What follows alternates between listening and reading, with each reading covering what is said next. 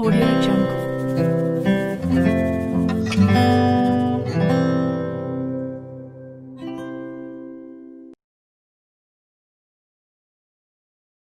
Children, last lecture में हमने application writing का पार्ट 1 देखा था, जिसमें एड्रेस और जो एप्लीकेंट है उसका और एप्लीकेशन करता है उसका और जिसको एड्रेस और सबसे पहला वाला जो पैराग्राफ है वो इतना हमने देखा था.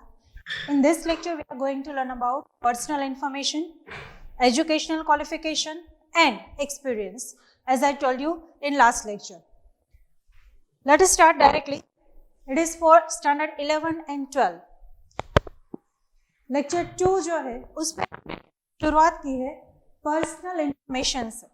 आप जब वो वाला पैराग्राफ जो आप लास्ट लेक्चर में देखोगे आपको पता चलेगा कौन सा पैराग्राफ आपको लिखना है. वो पैराग्राफ लिखने के बाद स्किप 1 लाइन, 1 या 2 लाइन आप छोड़ दीजिए. उसके बाद आप लिखिए पर्सनल इंफॉर्मेशन. या तो आप लिख सकते हैं बायोडाटा या तो आप लिख सकते हैं रिज्यूमे. अब इसमें ये जो है तीनों एक के बजाय एक आप लिख सकते हैं. से भी आप यहाँ पे सीवी मत है, that is different thing. CV is a Latin word. ये एक लैटिन वर्ड है जिसका मतलब होता है कोर्स ऑफ लाइफ, यानी कि आपका जीवन जो है आज तक जहाँ जहाँ बीता है, आपने जो जो एक्सपीरियंस किए हैं, आपका जो भी स्किल है दूसरों से अलग है, आपका जो भी अब तक का हिस्ट्री है वो सब सीवी में आता है. और रिज्यूम जो है वो क्या है? One kind of summary. एक फ्रेंच वर्ड है रिज्यूम जो है वो, जिसको हम कहते हैं समरी, यानी कि बहुत शॉर्ट में पर्टिकुलर जॉब के लिए अगर आप अप्लाई कर रहे हो तो वही जॉब के लिए जितनी इंफॉर्मेशन चाहिए आप उतनी ही दे रहे हो. That is called resume. बहुत कम एक्सपीरियंस होगा या 7 या 8 साल का एक्सपीरियंस आपने इसमें दिखा दिया है. सीवी में क्या होगा? आपकी पूरी लाइफ जो है उसकी हिस्ट्री उसमें दिखाई दी जाती है. तो बेटर कि हम यहाँ पे रिज्यूम या पर्सनल इंफॉर्मेशन, बायोडेटा, इसमें से कुछ एक लिख दे.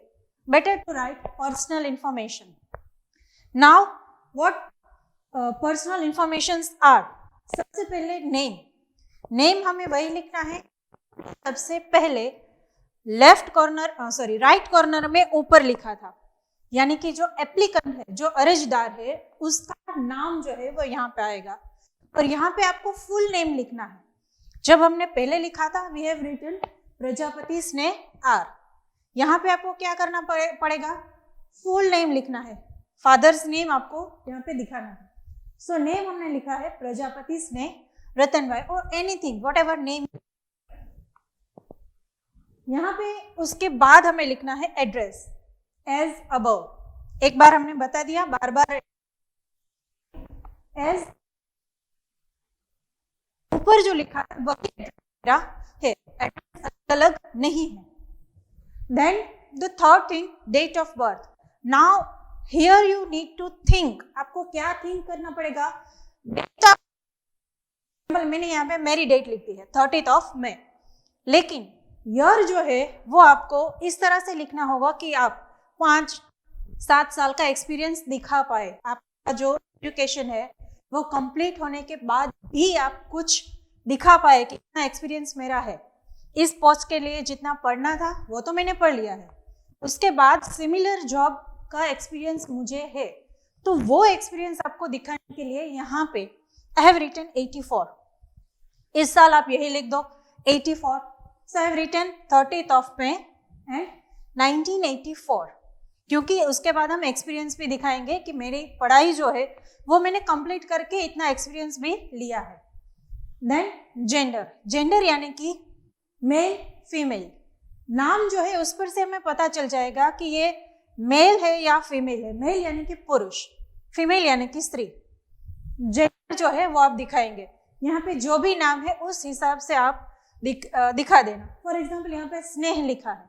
स्नेह मेल में भी आता है, फीमेल में भी आता है, तो कोई भी एक लिख दो. दोनों नहीं लिखने हैं, कोई भी एक लिख दो. Then language is non.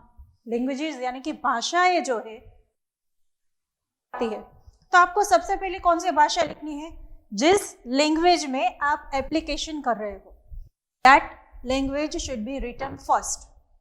मैंने इंग्लिश में एप्लीकेशन किया है तो मैंने इंग्लिश यहाँ पे पहले लिख दिया, then your mother tongue Gujarati and then national language जिसे हम कहते हैं हिंदी। तीनों भाषाएं मुझे आती है, यहाँ पे आपने ऐसे दिखा दिया है।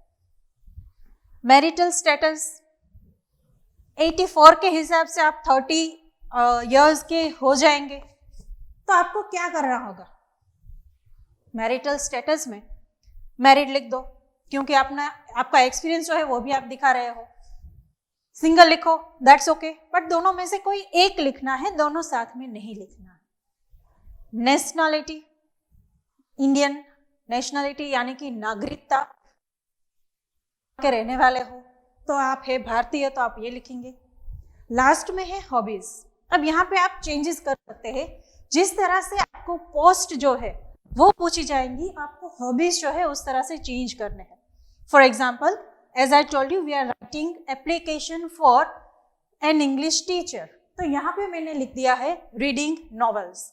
ये जो है रीडिंग नॉवेल्स, ये मेरा शौक है, तो हॉबीज में हमने लिख दिया reading novels. You can write listening music or read or writing और playing sports, आप कुछ भी लिख सकते हो, बट अच्छा है अगर आप जो पोस्ट है उसके साथ जो आए उस तरह से कुछ दिखाओ। यहाँ पे रीडिंग जो है वो टीचर्स जो है उनके लिए ज़्यादा ज़रूरी होता है, तो मैंने यहाँ पे दिखा दिया रीडिंग नॉवेल्स। आपने एक मार्क किया होगा, एक बात जो है, ये सारी जो सेमी कॉलम है मैं एक लाइन में, एग्जैक्ट पैटर्न नहीं होना चाहिए। जैसे एड्रेस लिखते हैं तो एड्रेस के सारे लेटर जो है आप एक लाइन में लिखो। अगर आपसे ये नहीं हो रहा, वी आर हैविंग, यूज करो यहाँ से यहाँ तक। एग्जाम में जो आपको पेपर दिया जाएगा वो लाइनिंग वाला ही होगा, वो प्लेन पेपर तो होगा नहीं, तो आपको क्या करना है, पेंसिल सिंपली छोटा सा एक यहाँ पे लाइन खींच दो, वो इतना लाइट करना के बाद में आप इरेज कर पाओ, और फिर लाइन के ऊपर ही ये है, ये आप कर दो। एज यू कैन सी, ये बहुत जरूरी है आपको एक लाइन में करना। क्यों? क्योंकि अगर आप रियल एप्लीकेशन भी करते हो तब भी पेपर चेकर जो है वो या तो आपका जो भी रिज्यूम चेक करेगा, रिज्यूम देखेगा, वो दोनों यही सोचेंगे कि अगर इसको सिर्फ ये सीधी लाइन में ये दो पॉइंट बनाने नहीं आते तो ये क्या जॉब करेगा। हमारा पूरा जो जॉब एप्लीकेशन जो है वो एक ऐसा हमारा फेस दिखाएगा वहां पे कि हम कितने परफेक्ट है हमारे काम में। तो आपको ये करना है, मार्क्स के लिए तो करना ही है, लेकिन अगर आप जॉब के लिए कर रहे हो फिर भी आप यही सेम वाला फॉर्मेट अप्लाई करो। तो मैंने यहाँ पे एज यू कैन सी एक लाइन में करा है। अब ये हो गई हमारी पर्सनल इंफॉर्मेशन, जिसमें हमने name, address, date of birth, gender, language is known, marital status, nationality and hobbies, इतनी चीजें हमारी उनको बताई है। अब आप क्या करेंगे, हमारे दूसरे पढ़ लिखने के बाद स्किप 2 लाइन आप छोड़ दोगे और फिर हम लिखेंगे एजुकेशनल क्वालिफिकेशन यानी कि शैक्षणिक योग्यता। अब ये शैक्षणिक योग्यता जो है वो हम कैसे दिखाएंगे? सबसे पहले तो हमें काउंटिंग करना पड़ेगा कि मेरा बर्थ जो है, मैंने यहाँ पे 84 लिखा है, तो जनरली हमारा जब 18 इयर्स कंप्लीट होता है, 18 साल पूरे होते हैं, तब हमने HSC जो है यानी कि 12th स्टैंडर्ड जो है वो कंप्लीट कर लिया होता है। तो थोड़ा सा लॉजिक अप्लाई करेंगे यहाँ पे। तो ये जो है हम बॉक्स में लिखेंगे। सबसे पहले तो हम ऐसे पैराग्राफ करके भी लिख सकते हैं, बट ये जो है ज्यादा अच्छा लग रहा है, देखने में भी अच्छा लग रहा है, और पेपर चेकर जो है या तो जो एप्लीकेशन देख रहा है हमारी, उसको ज्यादा तकलीफ नहीं होगी, और जितनी तकलीफ उतने चांसेस ज्यादा। अगर पेपर है तो मार्क्स के चांसेस ज्यादा, और अगर जॉब के लिए अप्लाई किया है तो जॉब मिलने के चांसेस ज्यादा। तो बेटर कि हम उनको थोड़ा कष्ट कम करें। अब हमने क्या करा है, सबसे पहले लिखा है सीरियल नंबर, यानी 1 2 3 4 जितना भी हमारे पास एजुकेशनल क्वालिफिकेशन है वो सारी हमने लिखी है। देन डिग्री, कौन कौन सी डिग्री हमारे पास है। अब यहाँ पे आपको पोस्ट के हिसाब से चेंजेस करने पड़ेंगे। फॉर एग्जाम्पल, अगर आपने अकाउंटेंट, अभी जो लास्ट यूनिट टेस्ट 5 में पूछा गया था एप्लीकेशन, वो था एन अकाउंटेंट। तो अकाउंटेंट अगर है तो आपको क्या करना पड़ेगा, यहाँ पे बीए नहीं चलेगा, अकाउंटेंट वो कॉमर्स का सब्जेक्ट हो गया, तो आपको कर देना होगा यहाँ पे बीकॉम। अभी ये मानिए कि इंग्लिश टीचर ना करके साइंस के कोई सब्जेक्ट के टीचर को आपको एप्लीकेशन करने के लिए कहना है, तो आप क्या करोगे, ना ही बीए ना ही बीकॉम, आप यहाँ पे लिखोगे बीएससी। तो जिस हिसाब से पोस्ट है उस हिसाब से हमारी डिग्रियां जो है वो हमें लिखनी होती है। जनरली यहाँ पे आपके लेवल पे, स्कूल लेवल पे टीचर्स, अकाउंटेंट, ऐसे पोस्ट के लिए ही आपको एप्लीकेशन करना होता है। But what if we want to apply for the real job, तो आपको उस रियल जॉब के लिए अलग अलग डिग्रियां जो है उसका नॉलेज होना जरूरी है। कौन सी डिग्री कौन से कोर्स के लिए या फिर कौन से जॉब के लिए जरूरी है ये आपको पता होना चाहिए। As you can see, first हमने क्या करा है, HSC यानी कि 12th स्टैंडर्ड, यहाँ से हमारा करियर जो है वो शुरू होता है। सो HSC जो है वो गुजरात बोर्ड से किया है, 2002 में किया है और उस पर 80% स्कोर किया है। अब आप दूसरे सीरियल नंबर पे जाएंगे तो हमने उसके बाद किया है BA यानी कि बैचलर ऑफ आर्ट्स। अब ये जो है बैचलर ऑफ आर्ट्स, ये हमने क्यों लिखा है यहाँ पे, क्योंकि we are doing application for the post of an English teacher. एक भाषा जो है उस भाषा के लिए हम अप्लाई कर रहे हैं, भाषा के टीचर के लिए। तो कोई भी अगर लैंग्वेज है उसके लिए हम आर्ट्स जो है वो यहाँ पे प्रिफर करेंगे। वो हमने कहाँ से किया है, देखिए आप यहाँ पे देख सकते हैं, बोर्ड और यूनिवर्सिटी। स्कूल लेवल जो है वो बोर्ड में होता है, फिर उसके बाद ग्रेजुएशन, पोस्ट ग्रेजुएशन लेवल जो है यूनिवर्सिटी में होता है। तो हमने यहाँ पे लिख दिया Saurashtra university, you can write Gujarat university, you can write any name. यहाँ पे ऐसी कोई पर्टिकुलर यूनिवर्सिटी है उसका नाम आप लिख सकते हो। I have written in short, आप भी शॉर्ट में लिख सकते हो। तो बीए जो है वो, उसके बाद एमए और उसके बाद बीएड इज कंपल्सरी बिकॉज हम टीचर के पोस्ट के लिए अप्लाई कर रहे हैं।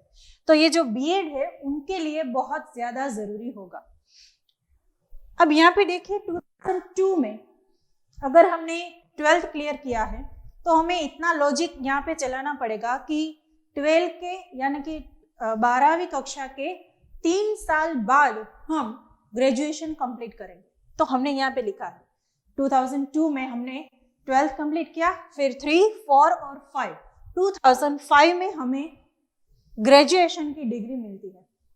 मास्टर्स कोर्स जो है वो 2 साल का होता है, तो हमने यहाँ पे लिखा है 5 के बाद 2 साल हमने मास्टर्स के लिए हमारे दिए है, और 1 साल पहले 1 साल होता था, 2 साल जो है बीएड में ओबी अभी आए हैं, तो हमने वहां पे बीएड किया है क्योंकि हमें एक्सपीरियंस भी दिखाना है। इसीलिए ये जो लॉजिक है ये खास आपको यहाँ पे ध्यान में रखना है। 7 के बाद 1 ईयर यानी कि 1 ईयर हमने बीएड को दिया है और हमारी डिग्री जो है उसके हिसाब से यहाँ पे हमने रिजल्ट भी डाल दिया है। अब रिजल्ट आप कौन सा डालोगे, ऑब्वियसली जो आपके दिमाग में है, ना कि आपको आया हुआ है। आपको इतना चाहिए कि भाई 80% मुझे चाहिए 12th में, तो आपने लिख दिया। ग्रेजुएशन में मुझे 75 चाहिए, आपने लिख दिया। आपके दिमाग में जो है वो आप लिख दो, ना कि आपको जो आया हुआ है।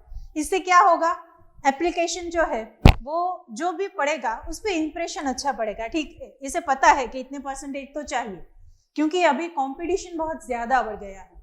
अब ये जो है क्वालिफिकेशन, इसमें आपको ये बात ज्यादा ध्यान में रखनी होगी, ये वाली जो है वो, क्योंकि इसके ऊपर से ही हमें एक्सपीरियंस भी बताना पड़ेगा। तो यहाँ पे जो साल है, अगर आप नहीं करना चाहते तो मेरी सलाह भी यही है कि आप ये जो है वही लिख दो। 2002 में HSC किया, 2005 में आपने BA किया यानी कि ग्रेजुएशन किया, 2007 में आपने पोस्ट किया, चाहे वो कोई भी स्ट्रीम हो। उसके बाद 2008 और 9 यहाँ पे एक एडिशनल एजुकेशनल कोर्स कर दिया। तो ये जो है आपको इस तरह से बताना है। You can write PhD pursuing, यानी कि आप PhD भी कर रहे हैं, आप लिख सकते हो, क्योंकि अगर पोस्ट जो है वो टीचर के लिए है तो उनके लिए PhD जो है वो अच्छा माना जाता है, तो आप ये भी लिख सकते हो। अब इसके बाद आपको दिखाना होगा एक्सपीरियंस, वर्क एक्सपीरियंस। तो आप क्या करोगे, ये जहां पे बॉक्स खत्म होता है 1 या 2 लाइन स्किप करो। 2 लाइन के बाद यहाँ पे एक्सपीरियंस यानी कि आपका अनुभव कितना है। आप कब तक दिखाओगे, 2008 के बाद, यानी कि आपका जब B.Ed कंप्लीट हुआ उसके बाद का आप एक्सपीरियंस दिखाएंगे। एक्सपीरियंस यहाँ पे 1 या 2 ही दिखाएंगे। क्यों? क्योंकि अगर हमने 3-4 एक्सपीरियंस दिखा दिए तो हमारी इंप्रेशन क्या हो जाएगी कि ये बंदा या बंदी कहीं पे टिकते नहीं है, थोड़े थोड़े समय में अपना जो स्कूल है वो चेंज कर लेते हैं, कांस्टेंट ये काम नहीं करते हैं। तो बेटर कि हम 1 या 2 ही हमारा एक्सपीरियंस दिखाए। सबसे पहले मैंने यहाँ वर्कड विथ, कोई भी पोस्ट है, कुछ भी लिखना है आपको, एक्सपीरियंस यहीं से शुरू करते हैं। I have worked with, worked यानी कि मैंने काम करा हुआ है। With Shri Modi high school, randomly एक नाम लिख दिया मैंने, फॉर 4 years, 4 साल के लिए मोदी हाई स्कूल में मैंने काम किया है।